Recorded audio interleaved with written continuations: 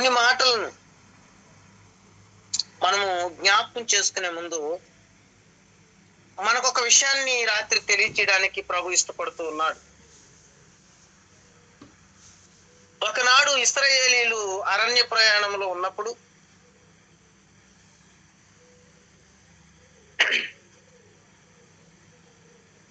అరణ్య ప్రయాణంలో వాళ్ళు ఉంటూ ఉన్నప్పుడు పిల్లరా, వారికి ఆహారమును మన్నానిచ్చాడు, దాహముకు ఎడారిలో అలాగే బండలో నుండి నీళ్ళు ఇచ్చాడు, అలాగే అగ్ని స్తంభాన్ని ఇచ్చాడు, మేఘ స్తంభాన్ని ఇచ్చినట్లుగా మనకు కనబడుతుంది ప్రేమైన వర్లారా. కనుక ఈ రాత్రి సమయంలో కొన్ని విషయాల గురించి మనం ఆలోచన చేయగలిగితే, ఆనాడు ఇశ్రాయేలీలను అనగా దేవుని పిల్లలను పోషించుకోవడానికి, సంరక్షించుకోవడానికి కొన్ని నియమాలతో కూడినట్లుగా మనం చూస్తూ ఉన్నాం. ఇదే మాటను అపోస్తులుడైన పౌలు గారు ఎఫెసీ సంఘములో కూడా మాట్లాడుతూ ఉన్నాడు. ఒకసారి మనం చూడగలిగినట్లయితే ఎఫెసీలకు రాసిన పత్రిక 5వ అధ్యాయము, ఎఫెసీలకు రాసిన పత్రిక 5వ అధ్యాయము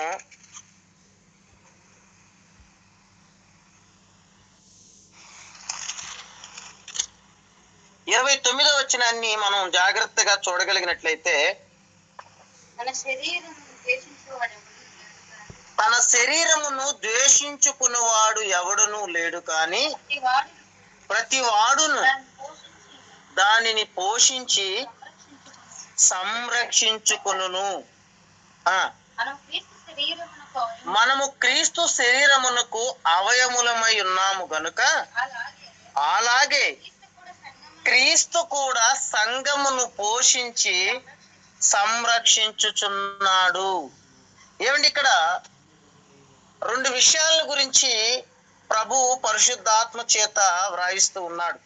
అందులో ఒకటి పోషణ, రెండు సంరక్షణ. సంఘమును గురించి మాట్లాడుతూ ఈ సంఘము క్రీస్తు యొక్క శరీరమని, ఈ సంఘానికి క్రీస్తు రక్తం ఇచ్చి కొన్నాడని, ఆ సంఘానికి ఆయన శిరసగా ఉన్నాడని, ఆ శిరసయున్న క్రీస్తు తన శరీరాన్ని ఎవరు కూడా పాడు చేసుకోరన్న విషయాలను తెలియచేస్తూ ఈ సంఘమనే తన శరీరాన్ని పోషిస్తూ ఉన్నాడు, సంరక్షిస్తూ ఉన్నాడు. ఇది చాలా జాగ్రత్తగా మనం ఆలోచిస్తే, ఓ రోజు లోకములో ఉన్నాము, లోకములో నుండి దేవుని ప్రేమ చేత, సువార్త చేత ఇదిగో బాప్తీసములోనికి వచ్చి ప్రభు బలలో చేయి వేస్తూ సంఘములో అవయవాలుగా మనము ఏర్పరచబడి ఉన్నాం.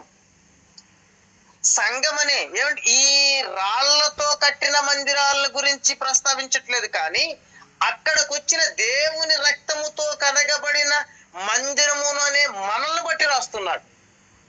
అంటే ఇప్పుడు సంఘము చిన్నదని కాదు, ఆ సంఘానికి శిరస్సు క్రీస్తే. ఆ సంఘానికి ఎందుకంత విలువ అంటే, ఆ సంఘములో క్రీస్తు రక్తము చేత కడగబడిన నువ్వు నేనున్నాం కనుక. ఒక ఉదాహరణ అండి, చర్చి కట్టారు, చర్చిలో ఎవరు లేరు అనుకోండి, దాన్ని బట్టి దేవుడు సంతోషించాడు.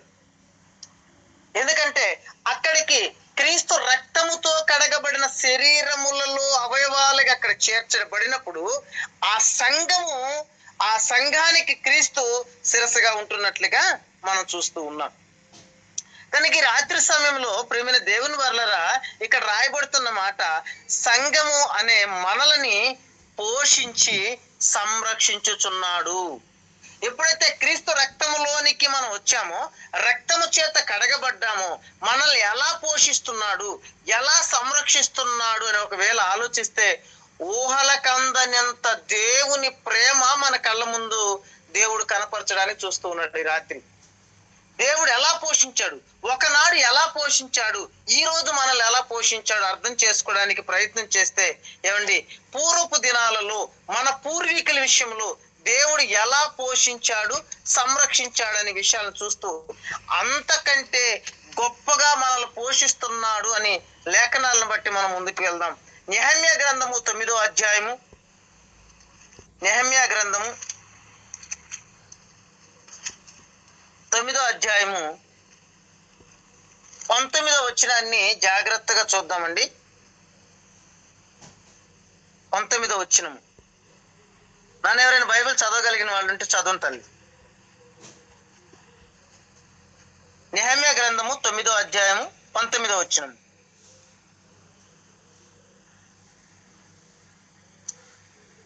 వారు ఎడారిలో ఉండగా నీవు బహు విస్తారమైన కృప కలిగిన వాడవై వారిని విసర్జింపలేదు. మార్గము గుండా వారిని తోడుకొని పోవుటకు పగలు మేఘస్తంభమును, దారిలో వారికి వెలిగిచ్చుటకు రాత్రి అగ్నిస్తంభమును వారిపై నుండి వెళ్ళపోక నిలిచెను. 20 వచ్చును. వారికి బోధించుటకు నీ ఉపకారాత్మను దయచేసితివి. నీవిచ్చిన మన్నాను ఇయ్యక మానలేదు. వారి దాహమునకు ఉదకమిచ్చితివి. నిజముగా అరణ్యములో ఏమీ తక్కువ కాకుండా 40 సంవత్సరములు వారిని పోషించితివి. వారి వస్త్రములు పాతగిల్లిపోలేదు, వారి కాళ్లకు వాపు రాలేదు. ఏమండి, ఇక్కడ జాగ్రత్తగా మనం గమనించినట్లయితే ప్రియమైన దేవుని వర్లరా, అక్కడ వాక్యం సెలవిస్తూ ఉన్నది, అక్కడ పోషణ, సంరక్షణ. పోషణ ఏంటంటే వాళ్ళకి దాహమునకు ఉదకమిచ్చాడు, మన్నాను కురిపించాడు. సంరక్షణ ఏంటంటే పగలు మేఘస్తంభాన్ని ఉంచుతున్నాడు, రాత్రి అగ్నిస్తంభాన్ని ఉంచుతూ ఉన్నాడు. అంటే ఒకనాడు వారి స్థితిని కూడా మనం చూడగలిగినట్లయితే వారికి 4 కనపడుతున్నాయి: పోషణలో, సంరక్షణలో. బండ నుండి నీళ్ళు ఇస్తున్నాడు, ఉదకమిస్తున్నాడు అరణ్యములో. వారికి ఆకాశము నుండి మన్నాను కురిపిస్తున్నాడు. సంరక్షణగా మేఘస్తంభాన్ని, అగ్నిస్తంభాన్ని ఉంచుతున్నాడు. అయితే ఇక్కడ ఒక మంచి మాట చెప్తూ ఉన్నాడు. అందులో ఒకటి ప్రత్యేకంగా వర్డ్ మెన్షన్ చేస్తున్నాడు. చూడండి 19వ వచనంలోనే, అక్కడ వారు ఎడారిలో ఉండగా నీవు బహు విస్తారమైన కృప కలిగిన వాడువై వారిని విసర్జింపలేదు. అంటే దాని అర్థం ఏంటో తెలుసా పిల్లరా? విసర్జించవలసిన స్థితికి వచ్చారు, కానీ దేవుని కృపచేత, విస్తారమైన కృపచేత వారిని విసర్జించలేదంట. అంటే దాని అర్థం ఏంటి ఆలోచించండి. అంటే వారికి దేవుడు ఎన్ని చేసినా, ఎన్ని రకాలుగా మేలు చేసినా, వాళ్ళని పోషించిన, సంరక్షించిన వారి జీవితాలలో వారు దేవునికి ఇష్టానుసారముగా జీవించలేదు. అయినప్పటికీ కూడా ఆయన విస్తారమైన కృపచేత విసర్జించలేదే తప్ప వాళ్ళ గొప్పతనం కాదంట. విసర్జింపలేదు అనగా నాకు అనిపించింది, అంటే వీళ్ళు ఏ స్థితిలో ఉన్నారంటే విసర్జించబడవలసిన స్థితిలో ఉన్నారు, కానీ ఆయన విస్తారమైన ప్రేమ, కృప, కనికరముల చేత వారిని దూరం చేసుకోలేదు, దూరం పెట్టలేదు. ఏమండి, ఆ మాటలను మన మనసుల్లోకి అలాగే తీసుకొని ఇప్పుడు క్రొత్త నిబంధనలోకి వచ్చి మనం ఒకవేళ మనల్ని ఎలా పోషిస్తున్నాడు, మనల్ని ఎలా సంరక్షిస్తున్నాడు, మనం ఎలా ఉన్నాము, మన మీద ఏమన్నా ఆయన విస్తారమైన కృప ఉన్నదని ఒకవేళ లేఖన పరిశీలన చేయగలిగితే ఏమైనా అర్థం కావడానికి కొన్ని విషయాలను ఇక్కడ మనము జ్ఞాపకం చేసుకుందాం. 1, వారికి అగ్ని స్తంభాన్ని ఇచ్చాడు. 2, మేఘ స్తంభాన్ని ఇచ్చాడు. ఈ రెండింటి గురించి ముందు మనం చూడగలిగితే, ఏమండి, హెబ్రీయులకు రాసిన పత్రిక 12వ అధ్యాయము 1వ వచనములో మనకి కూడా ఒక మేఘాన్ని ఉంచాడు. చూడండి, వారిని కాపాడడానికి మేఘస్తంభాన్ని ఉంచాడు, మనల్ని కూడా ఒక మేఘస్తంభంగా ఉంచుతాడు. చూడండి, ఎంత గొప్ప సాక్షి సమూహం. హెబ్రీయులకు రాసిన పత్రిక 12వ అధ్యాయము 1 చదువున్నాను. ఇంత గొప్ప సాక్షి సమూహము మేఘము వలె మనలను ఆవరించి ఉన్నందున మనము కూడా ప్రతి వారము. చాలా ఇక్కడ ఒక మాట మనం జ్ఞాపకం చేసుకున్నాం పిల్లరా. ఇంత గొప్ప సాక్షి సమూహము మేఘము వలె మనలను ఆవరించి ఉన్నందున, ఆ రోజు అరణ్యంలో వాళ్ళకి కూడా మేఘ స్తంభంగా ఉంచాడు. ఇక్కడ మేఘము వలె మనల్ని కూడా ఆవరించి ఏంటంటే గొప్ప సాక్షి సమూహము మనకుంది. ఆ మేఘ స్తంభం కింద వాళ్ళకి క్షేమాన్ని ఇచ్చాడు. ఈ మేఘ సమూహాన్ని, మేఘము వలె సమూహాన్ని మన చుట్టూ పెట్టి మనకి ప్రియమైన దేవుని వారలారా ఆ భక్తి జీవితాన్ని చూపిస్తూ ఉన్నాడు. ఇంత గొప్ప సాక్షి సమూహము అన్నాడు అంటే అర్థం ఏంటి? ఒకరు ఇద్దరు కాదు, ఒక సమూహాన్ని ఉంచాడంట మన చుట్టూ. అబ్రహం గారు కావచ్చు, యాకోబు గారు కావచ్చు, ఇస్సాకు గారు కావచ్చు, ఇదిగో నాటి నుండి నేటి వరకు బైబిల్ గ్రంథములు రాయబడిన వారు కావచ్చు, బైబిల్ గ్రంథములు రాయబడని దేవుని కొరకు బ్రతికిన, ఏమండి ఈ తరములో దేవుని కోసం నిలబడి సాక్షులుగా బ్రతికిన వారి వరకు ఓ సాక్షి సమూహాన్ని మనకి మేఘంగా ఉంచాడు. అంటే అక్కడ సంరక్షణలో ఒక మేఘాన్ని ఇచ్చాడు, ఇక్కడ మన ఆత్మను కాపాడుకునే విషయంలో ఒక మేఘాన్ని, సమూహాన్ని అనుగ్రహిస్తూ ఉన్నాడు. ఒక మేఘాన్ని సమూహముగా అనుగ్రహిస్తూ ఉన్నాడు. ఏమండి ఆ సమూహాన్ని గురించి ప్రభు చిత్తం అయితే రేపటి నుండి మనం కొన్ని జ్ఞాపకాలు చేసుకుందాం. ఇక్కడ మన విషయం ఏంటంటే మనల్ని కూడా ఎలా చూసుకుంటున్నాడంటే, బాప్తిసం తీసుకొని సంఘములోకి వచ్చిన మనల్ని ఆయన ఏం చేస్తున్నాడంటే పోషిస్తున్నాడు, సంరక్షిస్తున్నాడు. ఇప్పుడు మనల్ని ఎలా సంరక్షిస్తున్నాడంటే భక్తుల జీవితాల్ని మన కళ్ళెదురుగా పెడుతూ, మన చుట్టూ వారి ఆలోచనలు పెడుతూ ఒక మేఘ స్తంభంగా, ఏమండి ఒక మేఘ సమూహముగా మేఘములే మనల్ని ఆవరించింది. మన చుట్టూ ఒక మేఘంలాగా వారి ఆలోచనతో ఆవరింప చేస్తూ ఉన్నాడు. ఇక అగ్ని స్తంభాన్ని గురించి ఆలోచిస్తే, ఏమండి ఎప్పుడైతే మనం బాప్తిసం తీసుకొని సంఘములోనికి వచ్చి ప్రారంభిస్తామో వెంటనే దేవుడు అనుగ్రహిస్తున్నది ఏంటంటే బాప్తిసం తీసుకోగానే పరిశుద్ధాత్మ అనే ఒక వరాన్ని ఇస్తున్నాడు. ఒక అగ్ని, ఏమైనా అక్కడ రాయబడి ఉంటుంది, అగ్ని జ్వాలల వంటి నాలుకలు విభాగింపబడి అన్నాడు. అంటే అర్థం ఏంటో తెలుసా? ఒక పరిశుద్ధాత్మ చేత రగిలించే ఆత్మ మనలో రగిలిస్తూ ఉంటుంది. ఆ అగ్ని ఎలా రగిలిస్తుందంటే ఆరిపోతున్న మనల్ని, చల్లారిపోతున్న మనల్ని, ఎప్పుడైతే మన జీవితంలో మనం మత్తులలోకి వెళ్ళిపోతున్న మనల్ని వాక్యము చేత పరిశుద్ధాత్మ ఏం చేస్తుంటదంటే మరలా పురుకులుపుతూ హెచ్చరిస్తూ ఉంటుంది. ప్రియమైన వాళ్ళ చూసారా? ఇప్పుడు సంరక్షించే విషయంలో మనం చూస్తే ఎలా ఉన్నామంటే, ఒకటి మేఘ స్తంభములే ఆవరించిన ఒక మేఘం కనపడుతుంది, ఒక అగ్ని స్తంభం అక్కడ కనపడింది. ఆ అగ్ని బయట కాదు కానీ మన లోపల పెట్టాడు. పరిశుద్ధాత్మ అనే ఒక అగ్నిని మన లోపల ఉంచాడు, దానితో రగిలిస్తూ ఉన్నాడు. ఎక్కడ నువ్వు బాప్తిసం తీసుకున్న తర్వాత ఆరిపోతున్నావని. నిజంగా దాన్ని లోతుల్లోకి వెళ్తే ఒక్కొక్క రోజు ఒక్కొక్క సందర్భం చెప్పాలి. కానీ ఈరోజు పరిశుద్ధ దినం కనుక మరి ప్రాముఖ్యంగా వీటి గురించి ఆలోచన చేయాలి కనుక మీ ముందుకు దేవుని యొక్క ఉద్దేశంతో తీసుకొస్తూ ఉన్నాడు. ఇప్పుడు మరలా మనం ఆలోచిస్తే ఆహారము మన్నా నుండి, పరలోకము నుండి రావాలి, ఆకాశము నుండి మన్నా రావాలి. ఏమంటే మనకి ఆహారం ఎక్కడి నుంచి వచ్చింది తెలుసా? ఆకాశము నుండి కాదు, పరలోకము నుండి వచ్చాడు ఆయన. యోహాను సువార్తలో రాయబడింది, నేను పరలోకము నుండి దిగి వచ్చిన జీవాహారము నేను అంటున్నాడు 6వ అధ్యాయంలో. జీవాహారముగా వచ్చాడు, జీవాహారముగా వస్తున్నాడు. అంటే ఆనాడు ఆకాశం నుండి మన్నా కురిచింది.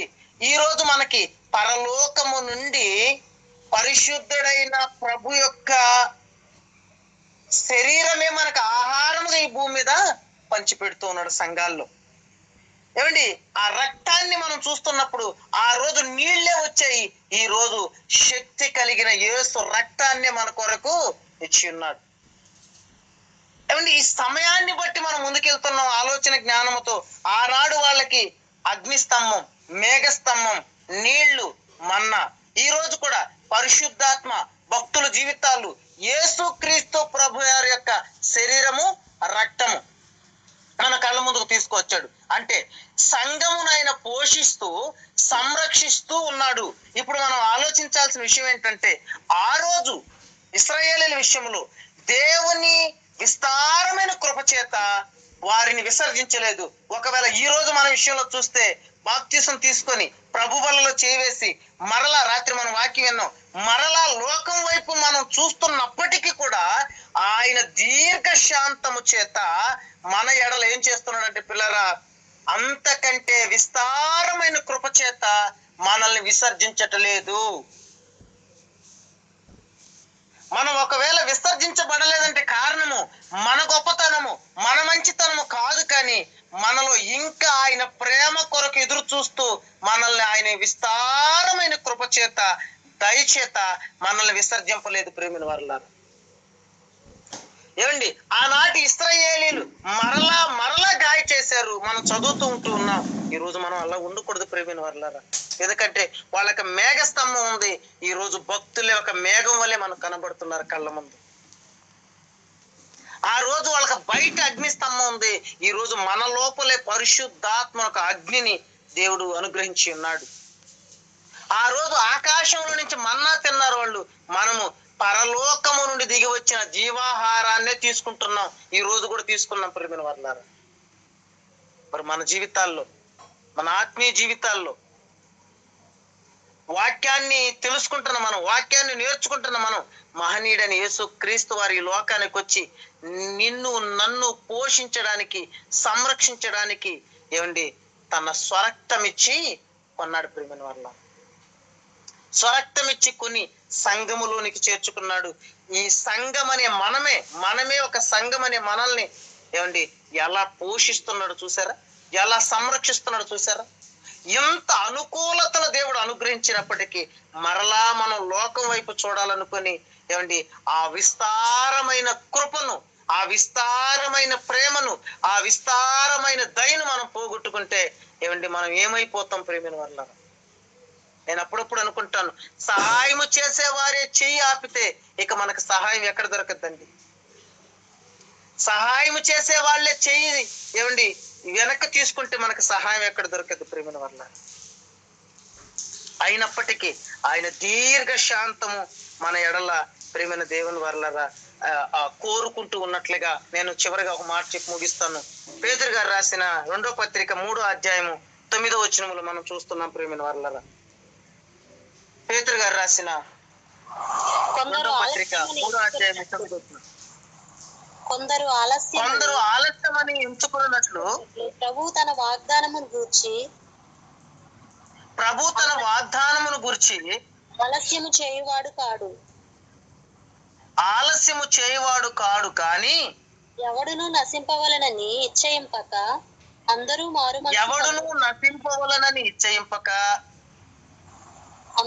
మనసు పొందవలనని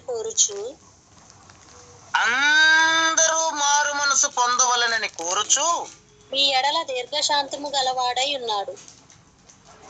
చాలు తల్లి, మీ ఎడల దీర్ఘశాంతము గలవాడై ఉన్నాడు. అక్కడ ఆయన విస్తారమైన కృప చూపించాడు. ఇక్కడ మన ఎడల ఏమంటే మీ ఎడల అన్నాడు, మన ఎడల దీర్ఘశాంతము గలవాడై ఉన్నాడు. దీర్ఘశాంతము గలవాడై ఉన్నాడు. ఎందుకో తెలుసా? అందరూ మారు మనసు పొందాలి. ఏమండి ఇక్కడ ఆశ్చర్యకర విషయం ఏంటంటే, నేను బాప్తిసం తీసుకున్నానండి, నేను ప్రభు బలలో చేవేస్తున్నానండి అని లోకంలోకి వెళ్ళి మీరు మారు మనసు పొందండి, మీరు యేసయ్యను నమ్ముకొని అంటున్నారు. నిజంగా పిల్లరా, ఇక్కడ గ్రహించవలసిన ఒక ప్రాముఖ్యమైన విషయం ఏంటంటే, మారు మనసును గురించి కూడా మరొక దినాన్ని విందాం, ఎందుకంటే సమయం సరిపోదు దాని గురించి తీసుకున్నప్పుడు. కనుక ఇక్కడ మనం గ్రహించవలసిన విషయం ఏంటంటే, ఆయన మన ఎడలో ఒక దీర్ఘశాంతముతో ఎదురు చూస్తూ ఉన్నాడు. దేని కొరకంటే మనం మారు మనసు పొందాలని. కనుక రాత్రి సమయంలో ఆ మారు మనసు ఏంటో, అసలు ఆ మారు మనసుల గురించిన దేవుని ఆలోచన ఏంటో ఏమండి తెలుసు అనుకునే మనము ఒకసారి వాక్యములోనికి వెళ్ళి తెలుసుకొని బలపరచబడులాగిన రేపటి దినమును కూడా తన కృపా సహాయాన్ని అనుగ్రహించాలని మనం ప్రార్థన చేసుకుంటూ, విన్న వాక్యాన్ని మరలా ఆనాడు ఇశ్రాయేలీయులకి ఎలాంటి పోషణ, ఎలాంటి సంరక్షణ, ఈ రోజు క్రైస్తవులుగా ఉన్న మనకి ఎలాంటి పోషణ, ఎలాంటి సంరక్షణ ఉన్నదని ఎరిగి భయముతో మన ఆత్మీయ జీవితాన్ని, మరి పౌలు గారు చెప్తారు కదండి, తిమోతి గారి ఫిలిప్పీలకు రాసిన పత్రిక 2వ అధ్యాయం 12వ వచనములో, ఇంత గొప్ప రక్షణను మనం ఏం చేయాలంటే భయముతోనూ వణుకుతోనూ కొనసాగించుకొనిడి అన్నాడండి. అక్కడ భయముతోను వణుకుతోను కొనసాగించుకొనిడి. ఏమంటే ఆ మాట మరలా చెప్తున్నాను, భయముతోను వణుకుతోను కొనసాగించాలి. ఏంటంటే పిల్లరా, ఈ రక్షణను. కనుక ప్రభు రక్షణలోనికి వచ్చిన మనందరము, ప్రభు పిలుపుని బట్టి ఏర్పరచబడిన మనల్ని మనం పరీక్షించుకుంటూ సిద్ధపరచుకుంటూ నిత్య జీవానికి మనం వారసులగుటకు సిద్ధపడాలని మిమ్మల్ని అందరిని బట్టి సంతోషిస్తూ మీ అందరికీ ప్రేమతో ఈ మాటలు తెలియచేస్తూ నన్ను నేను హెచ్చరించుకుంటూ ఈ మాటలు ముగిస్తూ ఉన్నాను. ప్రార్థన చేసుకుందాం. ప్రేమ కలిగిన తండ్రి, పరిశుద్ధుడానికి వందనాలు నాన్న. మేము ఏ పాటి వారమయ్యా, మీరు మాట్లాడిస్తే మాట్లాడేవాళ్ళు నాయన, మీరు నిలబెడితే నిలబడేవాళ్ళు నాన్న. ఎంత మాత్రము మేమని అంచక తండ్రి నాయన, తండ్రి ధూళి వంటి వారు తండ్రి నాయన. అయ్యా ఇదిగో ప్రభు, ఈ భూమి మీద అర్హత లేని వారము నాయన. ఇదిగో ప్రభు, మమ్మల్ని అందరినీ మీరు ప్రేమించి సమకూర్చి నాయన, అయ్యా నీ పిల్లలుగా పిలుచుకోవడానికి నాయన మీరు మాకు అనుగ్రహించిన పోషణ సంరక్షణను బట్టి నీకు కృతజ్ఞతాస్తుతులు చెల్లిస్తూ ఉన్నాం. వినని మాటలను బట్టి ఆలోచిస్తే నాయన, ఒకనాడు ఇశ్రాయేలీల్ని ప్రేమించిన దానికంటే నాయన ఈ రోజు మా ఎడల మీరు చూపిస్తున్న ప్రేమ అపారమైనదని తండ్రి నాయన. మీ దీర్ఘ శాంతమున తండ్రి నాయన ఎలకట్టలేనిదని నీకు కృతజ్ఞతలు చెల్లిస్తూ ఉన్నాం ప్రభు. అవునయ్యా, మేము ఇంకా నువ్వు పాపులముగా ఉన్నప్పుడే నాయన, అయ్యా మేము పాప జీవితాన్ని అనుభవిస్తున్నప్పుడు తండ్రి మా వైపు చూసిన దేవుడు నాయన, మమ్మల్ని ప్రేమించిన దేవుడు నాయన. రాత్రి వాక్యం చేత మాట్లాడినట్లుగా యేసుక్రీస్తు వారిని ప్రేమించినట్లే మమ్మల్ని ప్రేమించి నిత్య జీవానికి వారసులు చేయడానికి నీ ప్రేమను చూపించిన దేవుడు నాయన. నీకే కృతజ్ఞతాస్తుతులు చెల్లిస్తూ ఉన్నామయ్యా. ఇదిగో ఈ రోజు కూడా నాయన ప్రభు యొక్క రక్తములో శరీరములో ఆయా సంఘాల్లో మీ పిల్లలకి మేమందరము చేయి వేసి ఉండగా నాయన, వాటి యొక్క గొప్పతనము, వాటి యొక్క ఉద్దేశము, అసలు మీరు ఏర్పాటు చేసిన విధానము, ఆనాడు అగ్నిస్తంభాన్ని నాయన ఈ రోజు మా యొక్క పరిశుద్ధాత్మ రూపంలో, ఆ రోజు నాయన మేఘస్తంభాన్ని ఈ రోజు భక్తుల రూపంలో ఒక సమూహముగా, ఆనాడు నాయన మన్నాను నీళ్లను ఈ రోజు యేసుక్రీస్తు వారి శరీర రక్తాలుగా నాయన మాకు అనుగ్రహించి సంఘంలో చేర్చబడిన మమ్మల్ని తండ్రి అయ్యా ఈ రోజు సంఘాలకి పేర్లు పెట్టుకోవచ్చు నాయన. ఒక రోజు సార్వత్రిక సంఘములో చేర్చబడేదానికి నాయన మమ్మల్ని అందరినీ ప్రభు మీరు ప్రేమించి ఏర్పరచుకున్న విధానాన్ని బట్టి కృతజ్ఞతాస్తుతులు చెల్లిస్తూ కూడి ఉన్న ప్రతి బిడ్డని మీ దయగల స్థలకు అప్పగిస్తున్నామయ్యా. ముఖ్యంగా నాయన చెల్లమ్మ వరలక్ష్మి శిష్యుని బట్టి ప్రార్థిస్తున్నాం ప్రభా. ఆధారం లేదు నాయన, అయ్యా చిన్న బిడ్డలు ప్రభు అయ్యా నిన్ను ఆధారం చేసుకుని బ్రతుకుతుంది నాయన. ఆ బిడ్డ పక్షముని మీరు ఉన్నారన్నారు తండ్రి. కుటుంబ యజమానుడు లేడు నాయన, ఆ కుటుంబానికి తండ్రి తోడు ఈ భూమి మీద ఎవరు సహాయం కాదు నాయన. కేవలం నీ దయను బట్టి ఆ బిడ్డలు బతుకుతున్నారయ్యా, మీ కృపను బట్టి జీవిస్తున్నారు నాయన. ఎవరి సహాయముతో కాదు నాయన మేము నమ్ముచు ఉన్నాం. బిడ్డల బలహీనతలో ఉన్నారయ్యా, ఎవరయ్యా కుటుంబానికి సహాయం చేస్తారా ప్రభా? మీరు తప్ప మీరు ఒకరు లేరు నాయన. ఆ బిడ్డకి ఆరోగ్యం దయచిండి, ఆ బిడ్డను చూసుకోవడానికి, ఆ కుటుంబాల పోషణ కొరకు నాయన. ఆయా అదిగో నాయన చెల్లమ్మకు మంచి ఆరోగ్యం దయచిండి, ఆ బలహీనతలన్నిటి నుంచి కూడా విడుదల కలిగించే దేవుడు నాయన. అయ్యా పిల్లలు కూడా నాయన శ్వాస తీసుకోలేని స్థితులు నాయన, జ్వరాలతో నీ బిడ్డలు నాయన ఇదిగో బాధపడుతుండగా నాయన, అయ్యా మీ దార తప్ప నాయన, మీ దగ్గర తప్ప బాధ నివారణ మరొక దగ్గర లేదు నాయన. 12 సంవత్సరములు నాయన బాధ నివారణ కాక నాయన ఎంతో డబ్బు ఖర్చు పెట్టిన నాయన రక్తస్రావం కలిగిన స్త్రీ మీ కుమారుడైన యేసుక్రీస్తు వారి వస్త్రపు చెంగును ముట్టి బాధ నివారణ పొందినట్లుగా మేము చూస్తున్నాం. ఈ రాత్రి సమయంలో కూడా నాయన పరిశుద్ధమైన యేసు రక్తము చేత నీ బిడ్డలను సంధించండి. ఆ బిడ్డలను నాయన జ్ఞాపకం చేసుకునండి. ఆ కుటుంబాలను నాయన రేపటి దినమున ఇదే సమయానికి నాయన వారు ఉన్న పరిస్థితుల నుంచి విడుదల కలిగించమని అయ్యా శక్తి కలిగిన మీ యొక్క హస్తాలకు ఆ బిడ్డలను అప్పగిస్తున్నామయ్యా. అలాగే చెల్లమ్మ కీర్తనను బట్టి, ప్రవీణ్ని బట్టి, వాళ్ళిద్దరు బిడ్డలను బట్టి ప్రార్థిస్తున్నాం ప్రభా. అయ్యా ఆ బిడ్డలు కూడా నీ మీద ఆధారపడి ఉన్నారు ప్రభా. పెద్ద పాపకి నాయన అయ్యా క్యాన్సర్స్ వల్ల నాయన సైనస్ వల్ల చిన్న వయసులోనే తండ్రి ఆపరేషన్ చేయాలంటున్నారు ప్రభా. ఆర్థికంగా బిడ్డలు మీ వైపు చూస్తున్నారు, కృప చూపించండి నాయన. చిన్న పాప కూడా లేవలేని స్థితిలో అయ్యా పడకల మీద జ్వరంతో గడిచిన 3 రోజులుగానైనా కన్నీళ్లు విడిచి ఉండగా ప్రభా, మీరే ఆ బిడ్డలు జ్ఞాపకం చేసుకొని అయ్యా ఆ కుటుంబాన్ని దర్శించి మీరు ప్రార్థన ఏర్పాటు చేసి నాయన మీ సహాయాన్ని అనుగ్రహిస్తున్నందుకు నీ కృతజ్ఞతలు చెల్లిస్తూ ఉన్నాం.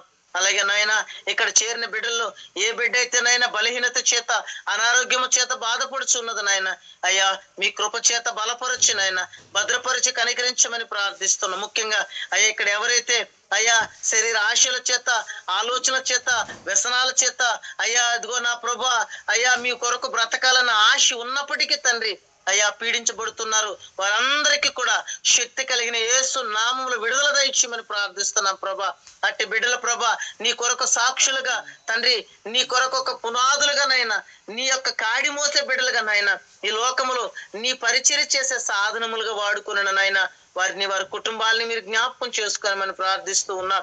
అలాగే ప్రతి దినము నాన్న తండ్రి పిల్లలు అనేక ప్రాంతాల నుంచి నాయన, దూర నాయన గ్రామాల నుంచి నాయన అయ్యా ఎంతో ఆశగా నాయన, మనుషుల మాటలని కాకుండా తండ్రి, నాది నీదని స్వార్థం కాకుండా తండ్రి అయ్యా ఇదిగో నాన్న మీ ప్రేమతోని నాన్న ఎంతో ఆశతో అనేక మందిని జాయిన్ చేస్తూ వారు సిద్ధపరుచుకుంటున్నాయన కూడి వస్తుండగా చక్కగా ప్రతిదినం మీరు మాట్లాడిస్తున్నందుకు కృతజ్ఞతలు చెల్లిస్తూ ఉన్నాం.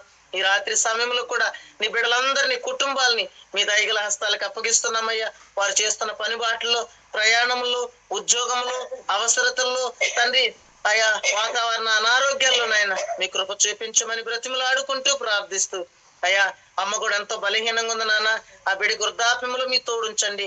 అక్క కూడా ఆరోగ్యం దయచండి, మీ భద్రత ఉంచమని. బలహీనమైన మా చిన్న కుటుంబాన్ని అయ్యా మీరు పోషిస్తున్నారు నాయన. ఏ ఆధారం లేదు నాయన, మీ వైపు చూస్తున్నాం ప్రభా నాయన. ఆర్థిక విషయాల్లో నాయన, కుటుంబ విషయాల్లో, పరిచయ విషయాల్లో అయ్యా మీరు చూపిస్తున్న ప్రేమకు నాయన అడగలేక కృతజ్ఞతలు చెల్లిస్తున్నామయ్యా. అయ్యా మేము అడిగిన దానికంటే నాన్న ఎక్కువ ప్రేమ చూపించిన దేవుడు నాయన. అయ్యా ఏం అడుగుతాము నాయన, అయ్యా ఇచ్చిన దానికే కృతజ్ఞతలు చెల్లించలేకున్నాం నాయన. మీరు చూపిస్తున్న ప్రేమకే నాయన నీ దాసులుగా బ్రతికి భాగ్యాన్ని దయచేయమని, మమ్మల్ని ద్వేషిస్తున్న వారిని, వారి బిడ్డల్ని, వాళ్ళ కుటుంబాలను దీవించండి అయ్యా. నీ ప్రేమ వారందరికీ అనుగ్రహించమని ప్రార్థిస్తూ ఇక్కడికి వచ్చిన ప్రతి బిడ్డని, వారి కుటుంబాల చుట్టూ మీ కంచె వేయండి. వారి చదువుల్లో, వివాహములో, ఉద్యోగంలో, గర్వఫలముల్లోనైనా మీ కృప చూపిస్తారని నీ దయగల హస్తాలకు అప్పగిస్తూ చిన్న ప్రార్థన నీ పాద సన్నిధిలో సమర్పించుకుంటూ ఈ చిన్న విన్నపములు మీ ప్రియ కుమారుడు మా రక్షకుడు ప్రభు యేసుక్రీస్తు వారి నామమున ఈ ప్రార్థన అడుగుచున్నామా కన్న తండ్రి, ఆమేన్. మన పరమ తండ్రి అయిన దేవుని ప్రేమ, కుమారుడైన యేసుక్రీస్తు ప్రభు వారి యొక్క కృప, పరిశుద్ధాత్మని యొక్క నిత్య సన్నిధి, కాపుదల, భద్రత కూడి ఉన్న మనందరికీ, ప్రార్థించిన ప్రతి బిడ్డకిని, సకల పరిశుద్ధులకును సదాకాలము తోడేండి నడిపించును గాక. ఆమేన్.